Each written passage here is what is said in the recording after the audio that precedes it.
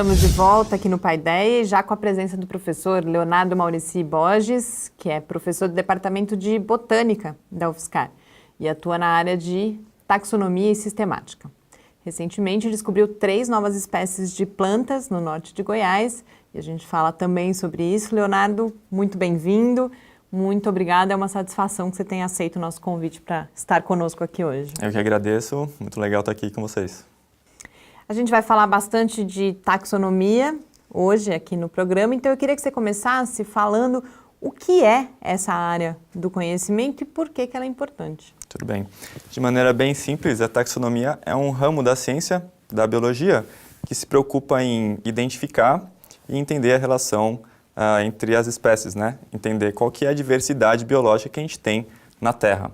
Então, quando a gente se pergunta quais são as espécies, quais são os tipos de plantas, por exemplo, que tem no seu quintal, a taxonomia é que vai dar a resposta para você.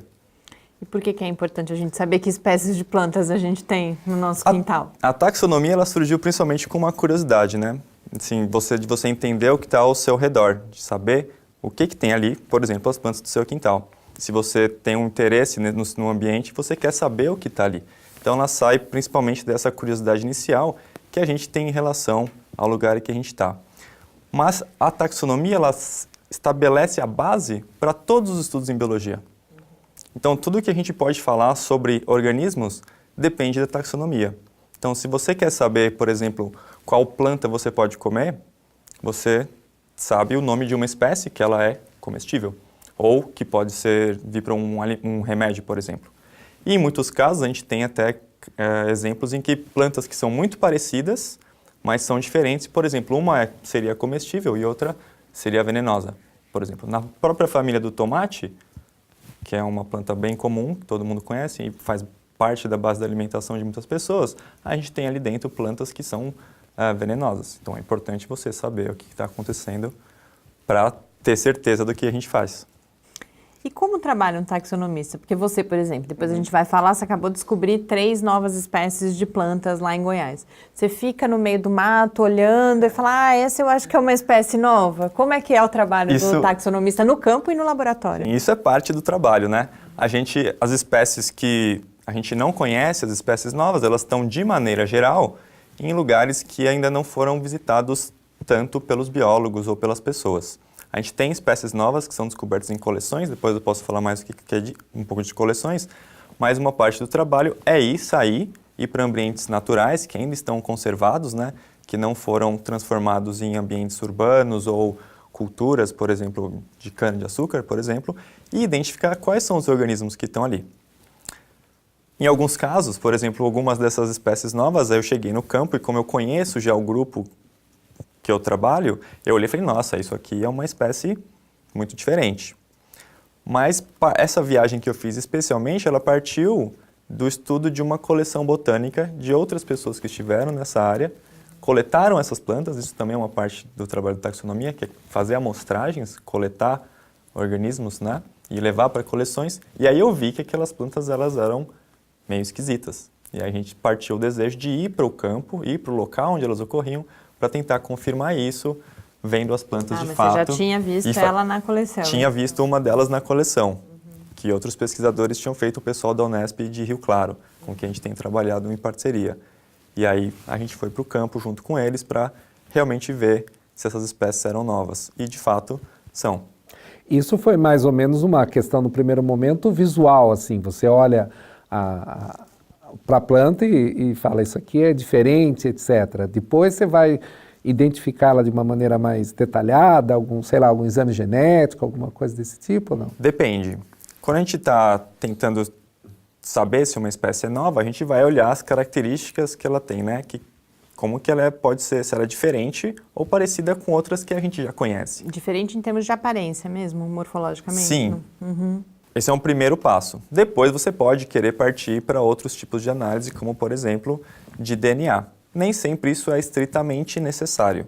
Então a gente tenta usar o maior número de informações possíveis para estabelecer uma taxonomia, uma classificação das plantas e dos organismos que seja sólida, né? Como o resto da biologia, inclusive outras coisas dentro da sociedade dependem da classificação dos organismos, a gente quer que ela seja o mais sólida possível. Então, quanto mais informações a gente tiver, melhor. O primeiro passo, de maneira geral, é sempre começar com uma observação morfológica. Em outros grupos, por exemplo, bactérias ou outros tipos de organismos que você tem uma diversidade morfológica, as coisas são muito parecidas, as pessoas recorrem mais comumente apenas a características genéticas para saber se tem uma, duas ou mais espécies. Falando mais especificamente dessas 3 novas espécies, queria que você contasse um pouco delas, do gênero Mimosa, que é o gênero com o qual você trabalha, e que estágio desse trabalho você está agora, porque a identificação de novas espécies tem uma série de etapas, inclusive formais, né? Sim. Então, o gênero Mimosa todo mundo conhece. Quando a gente fala assim, né, ninguém sabe, mas quando você explica... Eu não sabia que eu conhecia. Você conhece. São aquelas plantas que você toca e elas fecham as folhas, as dormideiras. São muito comuns, né? Todo mundo já viu isso, já olhou na rua, se você mora em algum lugar que é um pouquinho mais... tem um pouquinho mais de mato, você já viu uma planta dessa. Ou mesmo em jardins, elas são comuns. Mas esse gênero ele é muito maior do que só essa espécie, ou algumas espécies que você toca e fazem isso. Ele tem mais de 500 espécies e a grande maior parte delas está aqui no Brasil. Né? Então, o meu trabalho é especificamente estudar uma porção dessas espécies que ocorre no Brasil, especialmente na região central, em Goiás, que é onde estavam essas espécies novas. Então, assim, como eu tenho já uma experiência de trabalho com esse grupo, ficou mais fácil a gente conseguir identificar essas espécies novas. E foi esse primeiro momento de estar no campo, de coletar elas, e eu estou agora terminando de descrever a morfologia que elas têm, porque para que uma espécie nova venha a existir, é preciso que exista uma publicação científica que dá um nome efetivamente para ela. E tem coisas burocráticas que a gente precisa fazer, como, por exemplo, apresentar uma descrição que fala como que ela é e como que ela é diferente de outras espécies de mimosa. Então, o próximo passo agora é redigir o artigo e submeter para que as pessoas e para que a sociedade possa ter acesso a essas espécies, possa saber onde elas ocorrem e possa usar essa informação da maneira mais apropriada. Por exemplo, para valorizar a área onde essas espécies ocorrem, onde a gente sabe que tem várias outras espécies novas de plantas. É uma área muito especial nessa região de Goiás. Quando você descobre assim, você não pode, digamos, patentear essa planta. Você só relata a existência dela. Isso, não. Uma planta, ela é uma espécie, ela é... Eu não diria nem que ela é de domínio público, ela é um bem... Patrimônio. Patrimônio da humanidade. Sim, então sim. você não pode patentear uma espécie, que não foi nem você que criou. O que as pessoas podem fazer é, às vezes, extrair compostos e patentear o uso dessas coisas, por exemplo, mas uma espécie não. Por exemplo, você não tem direito sobre ela, nem eu, que fui uma das pessoas que participou da descoberta dessas espécies novas. O que acontece é que essa espécie, a gente sabe que era uma espécie do Brasil. Ela é daqui, ela não ocorre mais em nenhum outro lugar, então ela é uma espécie brasileira, mas ela não é um direito De alguém do Brasil, por exemplo. Uma curiosidade antes da gente continuar, eu verifiquei que você trabalha com o gênero Mimosa desde a sua graduação. Isso. De onde veio, como aconteceu isso? De onde vem essa? Por que paixão pela Mimosa desde sempre? A paixão pela mimosa. Então, a história com o gênero em particular, ela foi se desenvolvendo, né? Eu comecei a trabalhar com taxonomia, com sistemática, com classificação de plantas, que era uma disciplina que me interessava. Ao longo da minha formação com o meu orientador na Universidade de São Paulo, surgiu a possibilidade de trabalhar não só com o gênero Mimosa, mas com o grupo maior em que ele está inserido, em que inclui outros gêneros, por exemplo, de plantas como o pau-jacaré, que é uma planta mais conhecida das pessoas, assim, que conhecem um pouco mais de árvore. A partir do início desse trabalho, eu comecei a focar mais em partes mais específicas, né, na minha trajetória científica, fazendo mestrado, doutorado, e aí partir para o gênero Mimosa, que é um gênero interessante, assim, ele é muito legal, tem uma diversidade bem ampla, e ele é um pouco difícil de trabalhar, provavelmente por conta desse grande número de espécies que tem. Então, às vezes, é complicado de você saber assim, se essa planta é uma espécie nova dentro do gênero, por causa da diversidade que tem ali dentro. Então, foi meio que um desafio, né, de você tentar entender aquilo, melhorar o que já existia, e desenvolver essa área da ciência. Você já participou de um Clique Ciência no Lab, e lá você fala justamente dessa diversidade do gênero, e você me chamou muita atenção, você fala desde ervas até árvores. Isso parece bastante intrigante. Qual é a especificidade, então? Por que é um gênero? Não sei se é fácil, se dá em pouco tempo para você explicar. É fácil, não, é isso. fácil. As mimosas todas, elas têm algumas características que só elas têm e mais nenhum outro gênero dentro do grupo que elas apresentam. Então é muito fácil saber como que é uma mimosa. Você olha um frutinho dela, quase todas as espécies têm o mesmo tipo de fruto ou uma variaçãozinha dele, então você olhou aquilo lá. Apesar dessa diversidade de tamanho, por exemplo, o fruto Sim, é uma característica comum. É muito interessante porque essa variação das formas, né, se elas são ervas, arbustos ou árvores, está também relacionada com os ambientes que elas ocorrem e a gente vê que isso em planta é uma característica que ela varia mais facilmente do que outras. Então, o fato de uma planta ser uma erva não é tão difícil, digamos assim, é uma simplificação dela de uma outra espécie parecida ser uma árvore também. E a gente tem, inclusive, dentro da mesma espécie, plantas que são arbustinhos e, dadas as condições necessárias, elas podem ser árvores. Então, isso é uma coisa que a gente diz que é muito variável nas plantas, né? E em mimosa a gente vê isso, mesmo dentro das espécies, em alguns exemplos bem particulares, dentro de uma mesma espécie, uma variação não tão ampla, né? Mas de um estado para outro. E além de toda essa parte da descrição, você e a taxonomia estuda toda a questão também de parentesco, de evolução. Como que é esse estudo? Quais são as questões que ele busca responder? Por que é importante também? Basicamente, o que a gente quer saber é, dentro da diversidade, dentre todas as espécies que a gente conhece no mundo, quais que são mais próximas de quem? É uma pergunta muito simples e que pode ser respondida, exemplificada com uma analogia. Nós temos 3 pessoas, eu, você e, digamos, o seu primo. Dentre essas 3 pessoas, quais 2 são mais próximas, aparentadas entre si? Obviamente, todo mundo sabe que é você e o seu primo, e não eu e você ou eu e o seu primo. E essa é a pergunta básica que a gente faz quando tenta estudar essa diversidade. E a gente vai usar, da mesma maneira que a gente, quando tenta descrever uma espécie nova ou entender o número de espécies que a gente tem, o máximo de características possíveis dos organismos, sejam elas morfológicas ou características físicas, assim, né, do corpo, ou características do DNA. E parte do meu trabalho inclui fazer isso tanto para o gênero mimosa quanto para outros gêneros próximos. Você chegou lá no comecinho, falou das coleções. Eu queria que a gente falasse um pouco sobre isso, porque nessa área de taxonomia, as coleções são algo muito importante. Por que elas são importantes? Como que o profissional da taxonomia trabalha com ela e com elas, né? E tem uma outra questão também que, pelo menos eu sei que, por exemplo, para animais é algo importante. Muitos animais brasileiros não estão em coleções aqui no Brasil, né? A gente tem muita coisa que foi para fora. Isso para as plantas também é verdade? A gente tem coleções importantes no Brasil? Como que é essa questão das coleções de plantas, né? Dos herbários? Sim. As coleções, elas são importantes porque elas vão ser um registro da biodiversidade das espécies. Então, por exemplo, eu posso falar para você que existe uma espécie nova de mimosa em Goiás. Só que para você ter certeza se o que eu estou falando para você é verdade, tem que existir algo que comprove isso. Então, as coleções servem como uma referência, exatamente, esse repositório, esse local em que você armazena. Olha, gente, eu tenho uma espécie que ocorre no Brasil, tem um exemplar dela aqui nesse museu. Qualquer pessoa, hoje ou no futuro, pode ter acesso a isso.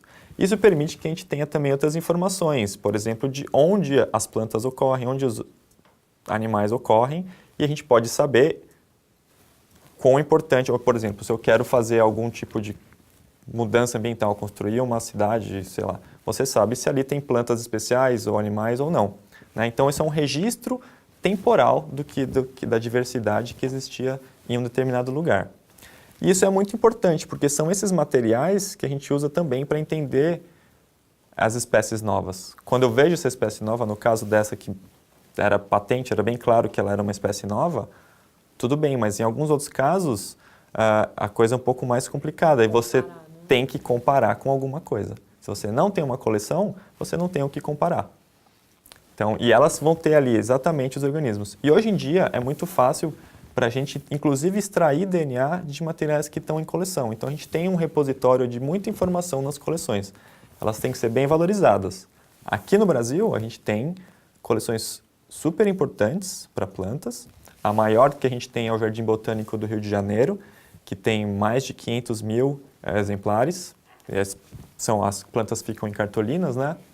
Prensadas e secas. A gente tem 500 mil cartolinas com amostras de plantas de diversos grupos que ocorrem no Brasil. É pouco comparado com outros lugares do exterior, que tem mais de 7, 8 milhões de plantas. E a gente tem muitas amostras de plantas do Brasil nesses lugares.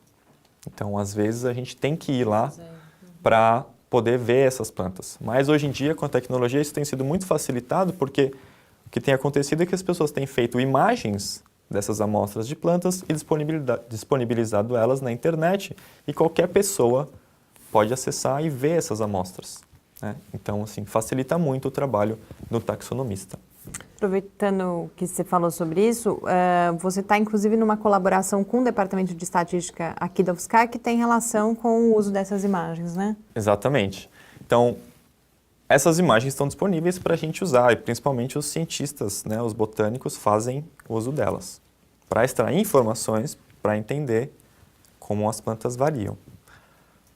Então, a gente tem uma pergunta que é saber se o quanto a informação que a gente consegue extrair de uma foto, ela é boa e suficiente para que você consiga fazer um trabalho, né? Será que eu ainda preciso viajar até a Rússia para ver uma planta que está no museu da Rússia, ou será que eu posso simplesmente olhar a internet e resolver os problemas que eu preciso dentro da taxonomia apenas com aquela imagem, né? Então, uma imagem tem uma limitação. Então, a gente está querendo saber o quanto essa limitação afeta os estudos dentro da taxonomia.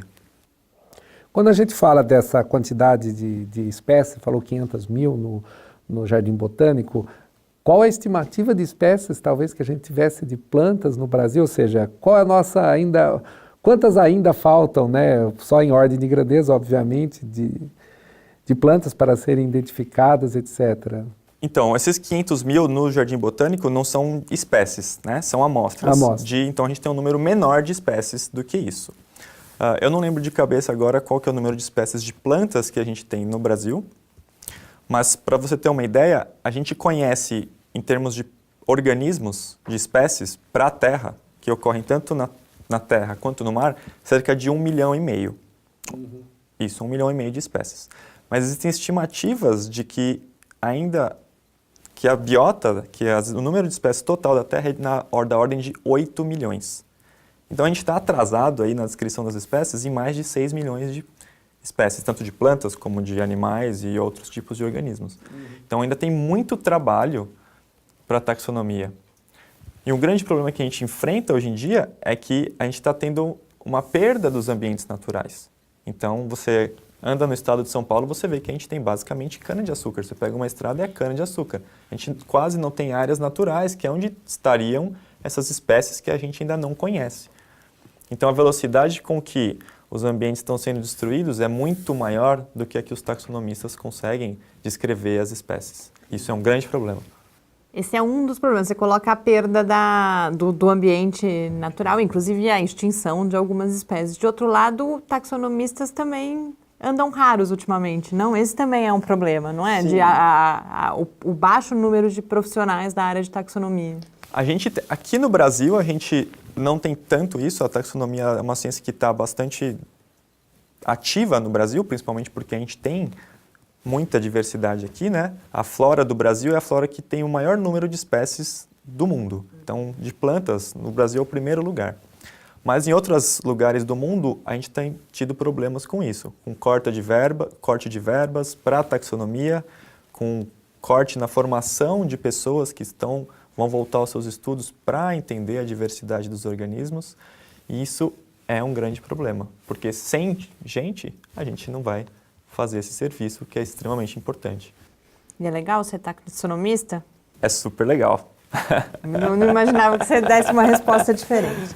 Mas aproveitando, voltando no que o Adilson colocava, as espécies ainda por conhecer, tem um outro projeto no qual você está envolvido, que é o Flora do Brasil, que inclusive é coordenado pelo Jardim Botânico do Rio de Janeiro, que tem como meta descrever toda essa flora, né? Exatamente. Então a Flora do Brasil, ela teve 2 etapas, a gente está na segunda agora. A primeira foi fazer uma listagem de todas as espécies de plantas, né? As já conhecidas, né? Isso, já conhecidas, tá. né? E agora a gente está numa etapa de descrever essas espécies, né? E isso é um portal que fica online, então qualquer pessoa pode acessar. Ele é financiado pelo governo do Brasil e é aberto para todo mundo.